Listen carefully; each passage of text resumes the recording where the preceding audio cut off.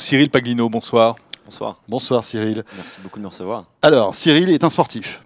Ouais. Oui, Cyril a plein de casquettes. Il a fait un peu de télé à l'époque de la télé-réalité Secret Story saison 2, je crois. Waouh, c'est il y a 10 ans exactement. C'était il y a 10 ans, Ouais. voilà. Mais c'est aussi un serial entrepreneur et le patron, le fondateur de Tribe, qu'on va découvrir, qui est installé ici aux US. Tribe, qui est une appli qu'on peut télécharger sur iOS, sur Android, Gratuitement. et qui révolutionne en fait les discussions en vidéo qu'on peut avoir tous ensemble. Exactement. On essaie de rénover un petit peu ce que fait Skype depuis maintenant 15 ans, en l'apportant sur un espace multiplateforme, donc iOS, Android et puis desktop, maintenant sur browser.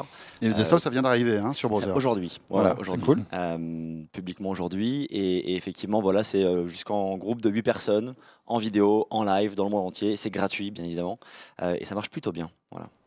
Alors, vous êtes installé en France depuis peu de temps finalement, avec une équipe assez À San Francisco, internationale. du coup. Pardon, à San Francisco, ouais. Et alors, c'est le cliché de la start-up. Hein. C'est vraiment la bande de jeunes qui mélange tout, le travail, la vie personnelle, etc. C'est exactement ça. On est arrivé il y a 18 mois à 4. On est une quinzaine maintenant, une dizaine de Français, puis après Américains, Portugais, Italiens, en petit mélange. Et on a une grande maison sur les hauteurs vers Noé-Vallée, Castro, donc pas loin d'ici. Et on y vit, on est 4 à y vivre, et on est une quinzaine à y travailler à la journée. Donc il y a assez d'espace, et puis on s'entend tous très bien, et on est une grande bande de potes, donc c'est effectivement très cliché, mais ça fonctionne pour l'instant. Super baraque, hein, en plus, on peut oui. dire. Voilà, le barbecue sur la terrasse, enfin bon, tous les bons La clichés vue, qu'on aime bien. La vue magnifique. Explique-nous un peu ce qu'est Tribe et comment ça fonctionne pour que tous ceux qui ont peut-être envie, qui nous regardent, qui ont envie de Bien sûr. télécharger l'appli, d'autant que c'est gratuit, hein, autant expliquer vraiment comment ça marche. Bien sûr, alors c'est une appel de vidéo call principalement, donc on a ses amis sur l'écran principal qui sont des petits carrés colorés, et dès qu'on tape sur un ami ou un groupe d'amis créé au préalable, ça l'appelle directement. Donc si je tape sur mon groupe d'amis ou mon groupe familial par exemple, ça sonne sur tous les téléphones de ma famille ou qui sont dans le monde, et tout le monde décroche, et on est à 8 sur un écran. Il y en a qui sont en France, d'autres dans le sud de la France, d'autres au Portugal, etc. Et puis tout le monde décroche et on se parle, voilà, tout simplement. D'accord. Mais c'est quand même limité. c'est un secteur qui est déjà bien occupé. Hein. Il y a quelques ténors. Comment est-ce que vous allez vous différencier? Skype est le gros leader. 400 millions de daily actifs, de monthly actifs depuis maintenant 10 ans. Racheté 9 milliards par Microsoft il y a 6 ans. Le gros leader qui n'a pas beaucoup évolué depuis son acquisition par Microsoft, qui est un peu vieillot maintenant en termes de branding, d'image, de marque et même de produits finalement. En revanche, tout le monde connaît Skype. Ça, c'est la force. En revanche, tout le monde connaît Skype, bien sûr.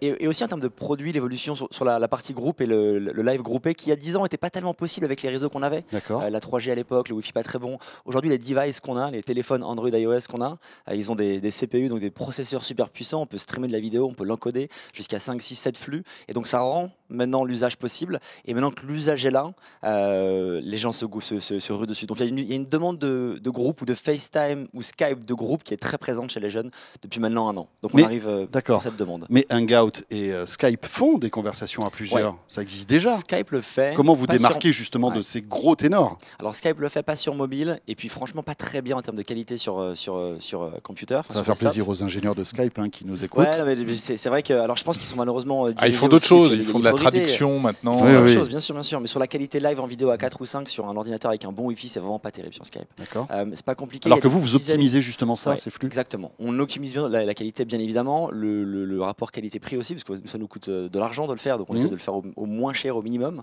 pour nous, parce qu'on paye nos serveurs et c'est gratuit à 100% pour les consommateurs.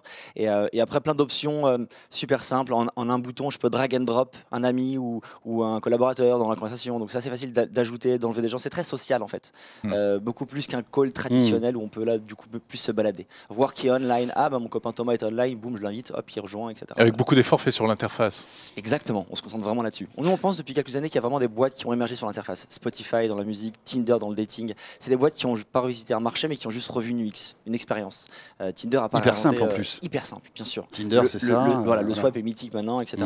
Et donc, si on arrive à faire quelque chose de bien sur l'expérience utilisateur, en étant gratuit comme tous les autres, on va être ceux qui vont être le plus utilisés ou privilégiés parce que c'est plus fun à utiliser et plus cool. Alors, je prends un autre concurrent, Apple, FaceTime. Alors, FaceTime, pour l'instant, ce n'est que du one-to-one, hein, mais on peut imaginer que très vite, FaceTime va s'ouvrir Ouais. vers des discussions, on va dire, à plusieurs. Bien sûr. Ça va être quand même un sacré concurrent, non? Ça va être un Quand sacré Apple concurrent. va appuyer sur le bouton, ça Ouais. va faire mal. Ça va faire très mal. FaceTime a fait beaucoup de mal à Skype. Dans tous les cas, FaceTime est le gros leader ici aux US. Tous les 12-30 ans, ils sont sur FaceTime. et tout le Enfin, monde c'est l'utilise. limité à l'iPhone. quand même. Mais c'est limité à 19% du marché mondial, Eh qui oui. est le marché iOS. Donc c'est déjà un premier point. Et le second, c'est que pour l'instant, on sait qu'il n'y a pas de nouvelle keynote avant le mois de septembre. Donc on verra déjà ce qui se passe au mois de septembre. Enfin, il y a la WWDC là, Ouais, qui va arriver en qui va juin. Il y a arriver. la conférence des développeurs, peut-être qu'ils vont annoncer Ouais, quelque chose. Généralement, Non c'est plus consumer que développeur. J'ai D'accord. l'impression que, vu que c'est une plateforme fermée, sur ce coup-là, ils n'ont pas besoin de gens externes, ils le font assez rarement. J'ai l'impression que ça va plutôt être en septembre s'il y a une annonce. Et ce qui est intéressant, c'est que ça va aussi faire monter tout le marché. Donc les autres qui n'ont pas ce type de. C'est comme la théorie du briquet, quoi. Si tout le monde a un briquet et que ça marche et que j'en ai pas, moi j'en viens aussi. Je vais l'acheter plus cher.